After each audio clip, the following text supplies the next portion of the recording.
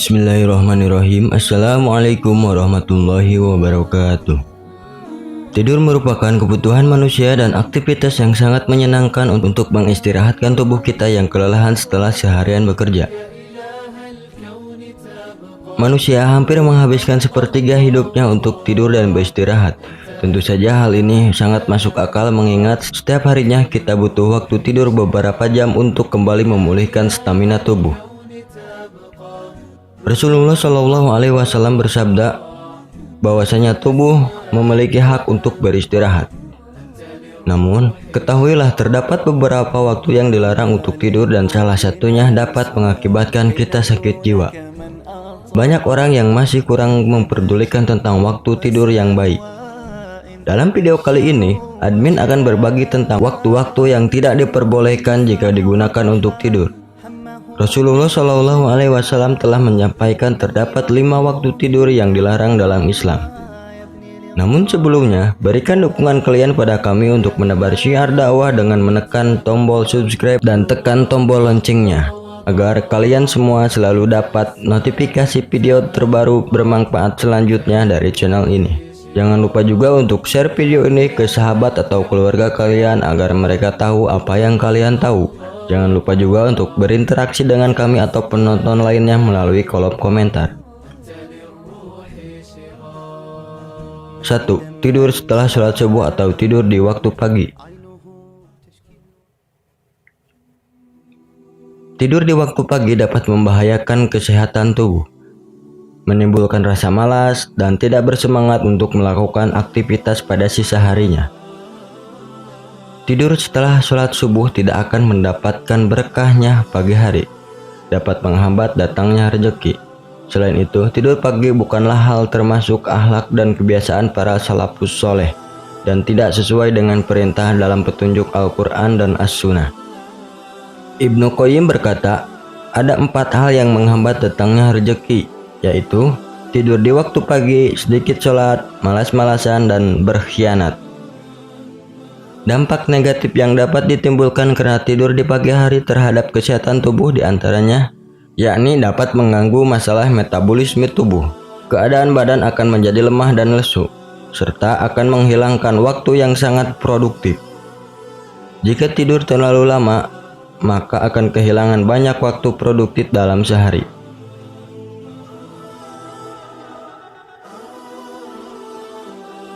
2. Tidur setelah sholat asar menjelang maghrib atau sore hari.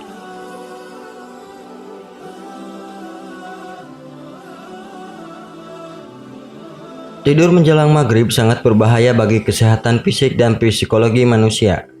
Di antaranya menyebabkan mual, muntah, pusing, hingga masuk angin. Hal itu disebabkan karena adanya perbedaan persepsi antara kondisi di alam mimpi dengan kondisi di lingkungan sekitar. Tidur di waktu sore hari juga dapat mempengaruhi psikis manusia, yang mana seseorang akan merasa kebingungan atau linglung lantaran adanya perbedaan persepsi yang diterima oleh otak. Ketika melihat jam menunjukkan jam 7 malam, namun kita akan mengiranya jam 7 pagi. Sebagian ulama mengatakan, siapa saja yang tidur selepas waktu asyar atau sore hari sehingga terganggu kejiwaannya, maka janganlah ia mencaci selain dirinya sendiri. Jika terlalu sering tidur di sore hari akan membuat jiwa atau pikiran semakin buruk. 3. Tidur sebelum sholat Isya. Diriwayatkan dari Abu Barjah radhiyallahu anhu bahwasanya Rasulullah Shallallahu Alaihi Wasallam membenci tidur sebelum sholat Isya dan mengobrol setelahnya. Hadis riwayat Bukhari dan Muslim. Mayoritas hadis-hadis Nabi menerangkan makruhnya tidur sebelum sholat Isya. Oleh sebab itu, At-Tirmidzi mengatakan mayoritas ahli ilmu menyatakan makruh hukumnya tidur sebelum sholat Isya dan mengobrol setelahnya. Dan sebagian ulama lainnya memberikan keringanan dalam masalah ini. Abdullah bin Mubarak mengatakan, kebanyakan hadis-hadis Nabi melarangnya. Sebagian ulama memperbolehkan tidur sebelum sholat Isya khususnya di bulan Ramadan saja. Al-Hafidh Ibnu Hajar berkata dalam Fathul Bari, Di antara para ulama melihat adanya keringanan, yaitu mengecualikan bila ada seseorang yang akan membangunkannya untuk sholat, atau diketahui dari kebiasaannya bahwa tidurnya tidak sampai melewatkan waktu sholat. Pendapat ini juga tepat karena kita katakan bahwa alasan larangan tersebut adalah kekhawatiran terlewatnya waktu sholat. Jadi, tidur sebelum sholat isya dan mengobrol setelahnya sebaiknya dihindarkan. Seseorang bisa memilih tidur lebih awal setelah sholat isya sehingga dia bisa bangun di sepertiga malam untuk melaksanakan sholat sunnah tahajud.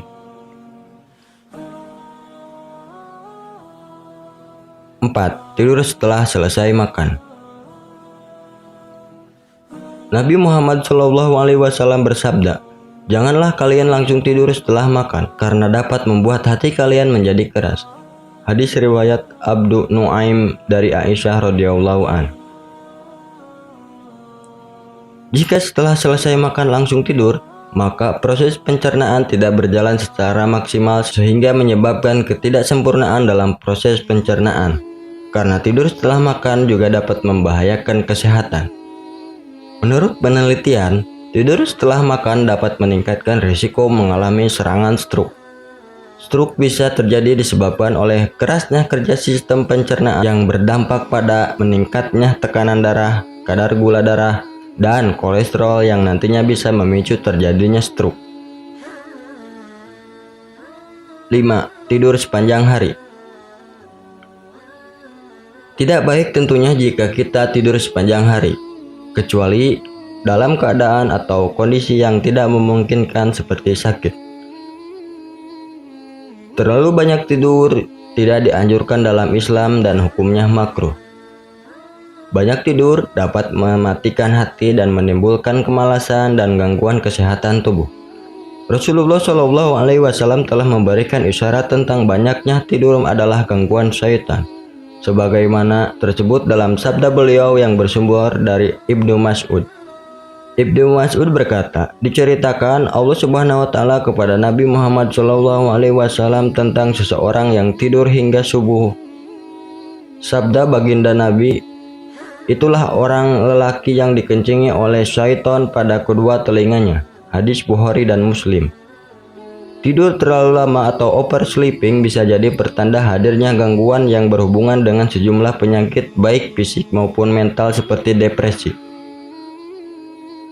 Beberapa riset mencatat bahwa oversleeping berkaitan dengan problem kesehatan termasuk diabetes, penyakit jantung, dan bahkan meningkatkan resiko kematian. Wallahu a'lam bishawab. Wassalamualaikum warahmatullahi wabarakatuh.